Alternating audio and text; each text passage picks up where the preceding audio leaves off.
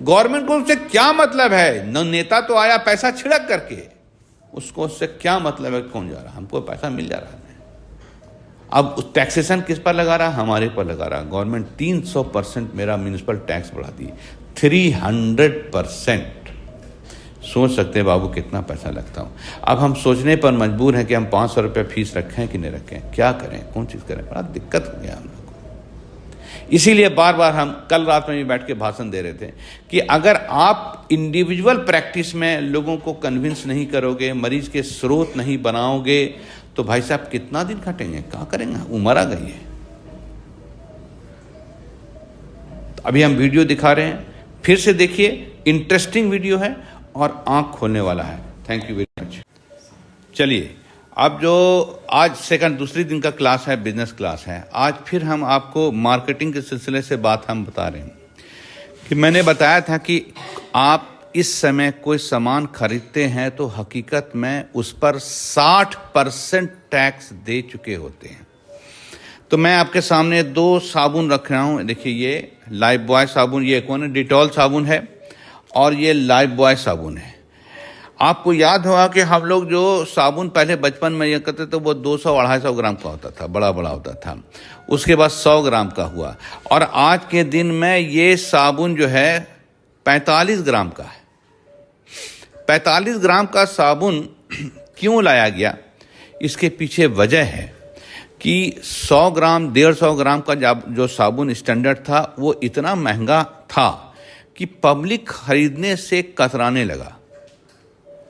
तो पब्लिक खरीदेगा नहीं, जेब में पैसा नहीं है, तब ने आप कतरा रहे हैं, तो खरीदेगा नहीं। तो उसके चलते क्या हुआ, ये सोच बढ़ी कि अगर छोटा पैक में ले आएंगे तो क्या होगा, वो बिक जाएगा, लोग ले लेगा।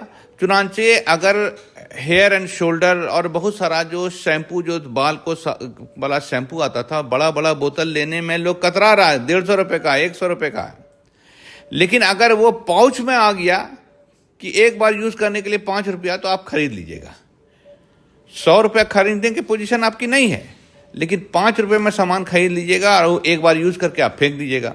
ठीक है, तो छोटा पैक बनाने के पीछे 2-3 चीज है कि जब पार्टी के पास, कंज्यूमर के पास, ग्राहक के पास पैसा न हो तो सामान छोटा कर दो ताकि अफोर्डेबल हो जाए, ले ले। चुनाचे आप देख रहे हैं कि ये डिटॉल का साबुन है, 45 ग्राम का है, और यह लाइफ बॉय का साबुन 51 ग्राम का है।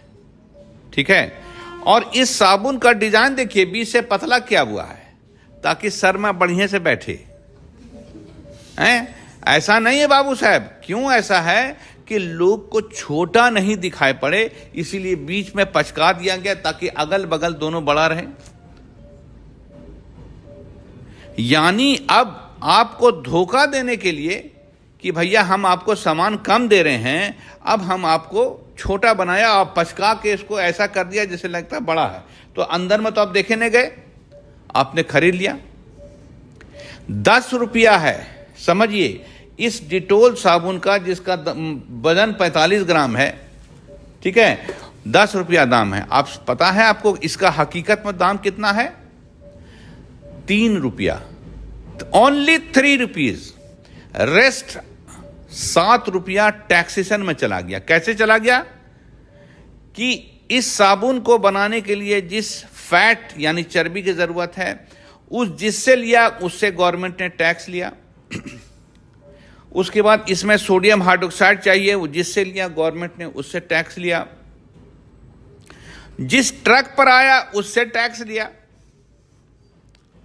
जिस फैक्ट्री के अंदर आया उस फैक्ट्री वाले को अपना मैन्युफैक्चरिंग टैक्स देना पड़ रहा है, इस्टेब्लिशमेंट का टैक्स देना पड़ रहा है, उसको क्या कहते हैं म्युनिसिपल टैक्स देना पड़ रहा, कमर्शियल टैक्स देना पड़ रहा। चलो कोई बात नहीं। अब ये फैक्ट्री में जो बिजली कंज्यूम किया इसको साबुन को बनाने में, उस पर टैक्स लग गया। जो गाड़ी आई आपका बना हुआ साबुन को लेके जाने के लिए तो उसको टैक्स देना पड़ रहा है। ये साबुन लंगटा तो नहीं जाएगा, उसके ऊपर रैपर जाएगा, रैपर जो कंपनी बनाई उसको टैक्स देना पड़ रहा है। उसके बाद ये साबुन जब निकला तो कंपनी वाले को जितना नंबर ऑफ साबुन निकला, जितने ग्राम का निकला, उस पर क्यूमुलेटिव टैक्स लग गया। उसके बाद साबुन स्टॉकिस्ट के यहाँ गया, वो टैक्स दिया। स्टॉकिस्ट के यहाँ के वहां से निकल के जहां रिटेलर के यहाँ गया, उस ट्रक वाले को पैसा देना पड़ा। फिर रिटेलर वाला, जो रिटेलर करें, जो टाउन का स्टॉकिस्ट है, उसके पास गया, उसको टैक्सेशन देना पड़ा। और होलसेल मार्केट में जब आ गया तो फिर रिटेलर को जो गया तो वहां उसको टैक्सेशन देना है। और फिर रिटेलर से अब कंज्यूमर, यानी मैंने जो साबुन खरीदा, मेरे ऊपर क्या टैक्स लगा? इस साबुन का टैक्स लग गया। क्या स्टेट का टैक्स भी और सेंट्रल गवर्नमेंट, IGST और EGST दोनों लग गया।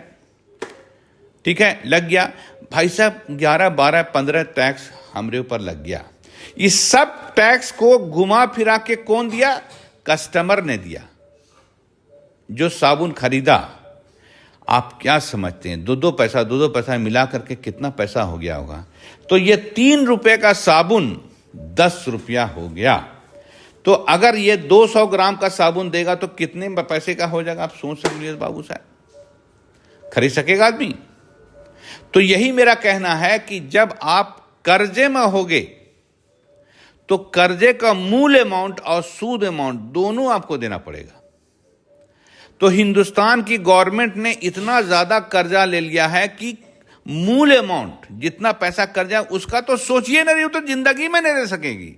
सूद के पैसा इतना ज्यादा हो गया है कि अब पब्लिक से वो टैक्सेशन की शक्ल में ले रही है। तो इस पर 18% टैक्स है मेरे बाबू, 18% टैक्स। अब यूं समझिए भाई साहब, कितनी बड़ी बात में बोली। 18% आपको यहां देना पड़ रहा है।